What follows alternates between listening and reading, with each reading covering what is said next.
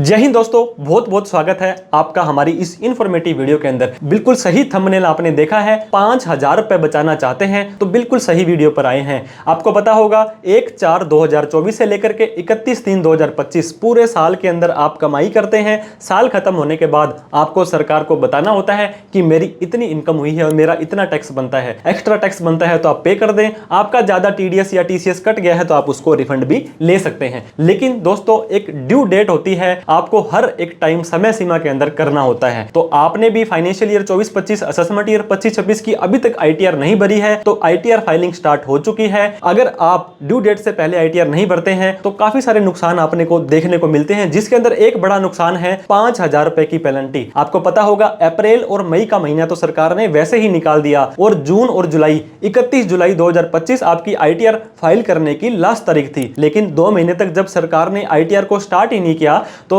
सरकार ने बड़ी ही दिल पर के पत्थर रख करके उन्होंने इस ड्यू डेट को 1.5 महीने के लिए बढ़ा दिया है। मतलब अब आप आईटीआर अपनी 15 सितंबर 2025 तक भर सकते हैं। अगर 15 सितंबर तक भी भरना भूल जाते हैं या किसी कारणवश नहीं भर पाते हैं तो दोस्तों आपको सरकार कहती है किसी का बर्थडे निकलने के बाद आपको उसको बी लेटेड हैप्पी बर्थडे बोलते हैं। वैसे ही आप बी लेटेड आईटीआर 31 दिसंबर तक भर सकते हैं। मतलब 15 सितंबर तक तो नॉर्मल आईटीआर भरी जाएगी और 15 दिसंबर तक आपकी बी लेटेड आईटीआर भरी जाएगी। लेकिन 15 सितंबर से एक दिन भी ज्यादा चला जाता है, 16 सितंबर के बाद दोस्तों आपको कुछ नुकसान देखने को मिलेंगे। अगर आपका किसी भी तरह का कोई लॉस था, मान लीजिए शेयर मार्केट में था या बिजनेस में था, तो वो आगे के सालों में कैरी फॉरवर्ड नहीं होगा। इसके अलावा दोस्तों लेट फीस, अगर आपकी इनकम 3 लाख रुपए तक है तो कोई लेट फीस नहीं है। 3 लाख से 5 लाख तक है तो 1,000 रुपए की लेट फीस देनी पड़ेगी। अगर आपकी इनकम 5 लाख रुपए से ज्यादा है तो दोस्तों 5,000 रुपए की penalty late fees section 234F के अंदर आपको देनी पड़ेगी। हालांकि 7 लाख रुपए तक कोई टैक्स नहीं लगता है। अगर आपकी इनकम 5,01,000 भी हो जाती है